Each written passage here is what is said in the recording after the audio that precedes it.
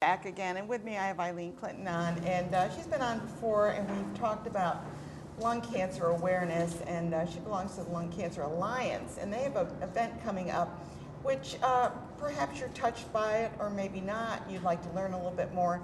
So Eileen's going to tell us a little bit about that, Eileen. And thanks for having me back again. I appreciate it. November is Lung Cancer Awareness Month, and we will be hosting an event, Shine a Light on Lung Cancer. And this is about hope and inspiration and support for all those people that are impacted by lung cancer, their families and their patients. And throughout the country, there will be over 300 of these events held. Oh, really? So it's a national initiative? Yes, it is. And we are happy to have one here in Albany, New York. And you have physicians that are coming to share their views and information. Yes. We have Dr. Fabian, who's the Chief of Thoracic Surgery at Albany Medical Center, and he will be talking about the latest regarding lung cancer screening and interventions. And we also have Dr. Wiseman, who's an oncologist, and he'll be talking about the latest in immunotherapies, which is new treatment, which is very exciting, offering promise. Very exciting. And lung cancer isn't just a lung cancer. There's all different kinds of lung cancer. Yes. So I think part of it is the diagnosis and then the treatment. And I think these physicians will be able to explain a little bit about that during the thing. And you mentioned the families will be there. And you lost a family member. Yes. Yeah. And it's a difficult time to see someone go through this, and especially, you know, what was the cause? Was it asbestos? Was it secondhand smoke? Was it smoking? There are so many different causes, and some people have never smoked. Yes. And they get it. So, how did that all impact you? Well, if I can show the photo first of my husband and my family. Okay. This was a picture that was taken at my husband's 50th birthday party. And he was young, yeah. Yes, he was 50 in that picture, and that's my son and my daughter and myself. And when he was 53, he was diagnosed with lung cancer. Terrible. And unfortunately, he died 8 months later. Well, that was fast. Yeah. Very fast. And like many people, we don't know a lot about something until it impacts us directly. Exactly. So my awareness was at that point when my husband was diagnosed. So if we could see the slide set, Sure, I'd like let's do that. I'd like to tell everyone a few facts, very important facts about lung cancer. And just to start out, the National Cancer Institute estimates that 160,000 people will die of lung cancer per year. That's an amazing. More people will die of lung cancer than breast cancer, prostate cancer, and colon cancer combined. That's an incredible, because you hear there. Okay, yes. There we are now. Okay, good. This is the Shine a Light. Yes, this is the Shine a Light. And then the next slide, we just have the information about our Shine a Light event that will be held here in Albany, right across from Albany Medical Center at the Hilton Garden Inn.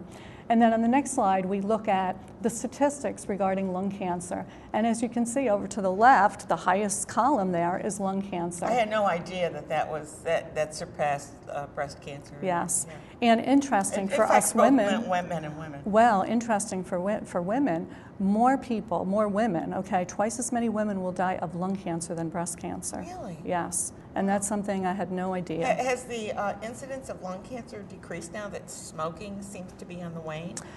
You know, I think it's been kind of holding steady, but we're seeing increases in women who are non-smokers, and that's the scary part. Well, that might be the secondhand smoke, too. Secondhand smoke, and then we have radon, and then we have asbestos, and there's a lot of unclear reasons as far as why. So that's why we need more research and more funding. And a lot of people don't realize if they've been exposed to asbestos, but you know, usually it's in the shipping industries and naval industries and auto repairs and things like that. But the secondhand smoke, I mean, we do know that Reeves' wife died. Dana Reeves. And she was a singer, and she used to sing in these lounges where everybody smoked. Exactly. And we're probably looking at, it hasn't been that long that we've kind of gotten away from smoking and secondhand smoke and all that. So I think you might see that difference kind of start to build over the years. Yeah, over the years, because you're getting away from it, because you know that smoke stays in your lungs for 20 years, you know. Yes, and if we can see the next Sure. slide, we can just look at, again, some of the numbers as far as 80% of those diagnosed with lung cancer are now former smokers, okay? Former smokers or non-smokers that never smoked a day in their life. Yeah. So that's pretty interesting. So we are seeing some changes. And I actually can't see this slide right there. Well, we'll wing it. I think the most important part as far as the number of people that are impacted by lung cancer, but also the funding, and I believe that is what that slide was demonstrating as far as need more lung funding. cancer receives the least amount of funding than any of these other cancers. Yeah. So that's why we're trying to You're raise doing awareness. the awareness. So Yes. if you would like to attend that event, I have here that it's going to be on November the 5th at 6 p.m. and it's over at the Hilton Garden, which is right across the street Yes. from the Albany Med Center. And it starts at what time? 6 o'clock. 6 o'clock. And how long does it go? We figure roughly an hour and a half. We so do have people can refreshments. stop by and, Yes. maybe touch base. If you have someone in your family newly diagnosed, you might want to stop by and kind of get a little bit more information and share that networking. I want to thank you so much for being on today and to raise that awareness and to bring the facts that I wasn't aware of, that the incidence. Of course, when you look at breast cancer, it affects mainly women, not that it doesn't affect men. But lung cancer is both sexes, so you've got Yes. that, you know. Yes, and if people want more information, the Lung Cancer Alliance have a wonderful website. We do provide a lot of support, resources, information, educational campaigns, and most of all, advocacy. So lungcanceralliance.org is a wonderful resource for people who are impacted by lung cancer. Great, and I will put that up on my Facebook page as well.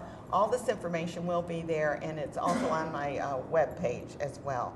We're going to take another break. Thank you so much for being Thanks, here. Ann.